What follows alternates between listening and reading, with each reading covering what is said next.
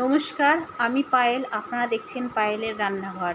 পায়েলের রান্নাঘরে প্রত্যেককে স্বাগতম।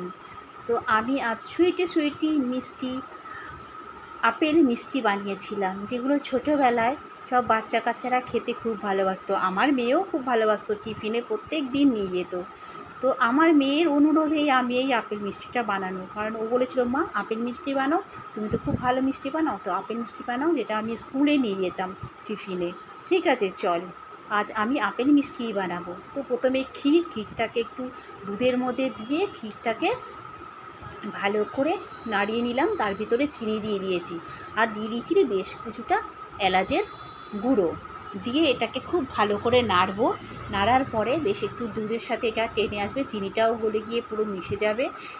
তো চিনির গুঁড়ো দিয়েছিলাম আর কি, চিনিটাকে পেস্ট করে গুঁড়ো করে নিয়েছিলাম। এবারে দিয়ে দিলাম গুঁড়ো দুধ। এবার গুঁড়ো দুধটাকে অল্প অল্প করে, যেহেতু গুঁড়ো দুধ একবারে দেওয়া যাবে না, জ্বালা পাকিয়ে যাবে, তাই জন্য অল্প অল্প করে দিয়ে এভাবে করে ক্ষীরের সাথে ভালো করে মিশিয়ে নিতে হবে।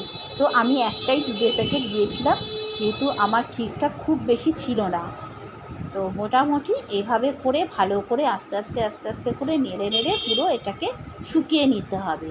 যেহেতু কালার করব, আপেলের কালার আনার জন্য আমি এখানে কোনো ফুড কালার ইউজ করিনি। আমার কাছে কোনো ফুড কালার ছিলও না, মেয়ের বায়নার অনুরোধেই করেছি বলে তাই ঘরোয়া পদ্ধতিতে করেছি। আমি ঘরে বিট ছিল, বিটটাকে ক্রেশ করে সেখান থেকে বিটের রস বের করে ওইভাবে পাকিয়ে বানিয়ে নিয়েছি। তবে কালারটা আমার পুরোপুরি অতটা আসেনি, যেহেতু ফুড কালার ইউজ করিনি বলে। এবার ওটা একটু রেখে হাতে পেস্ট করে মেখে নিয়েছিলাম, সেটা আর আপনাদের দেখানো হয়নি। তারপর নামিয়ে একটু ঘি দিয়ে নামিয়ে নিয়েছিলাম। এবারে এটাকে হাতে ঘি ব্রাশ করে আমি প্রত্যেকটাকে হাতের চাপে আমি আপেলের শেপ দিয়ে গড়ে তুলব, আর ওপরে একটু করে লবঙ্গ গুঁজে দেবো। দেখুন, আমার এইভাবে প্রত্যেকটি আপেল মিষ্টি তৈরি হয়ে গেছে। হয়তো পুরোপুরি আপনাদের ভালো লাগলে আপনারা এইভাবে বানিয়ে খাবেন, আর একটা লাইক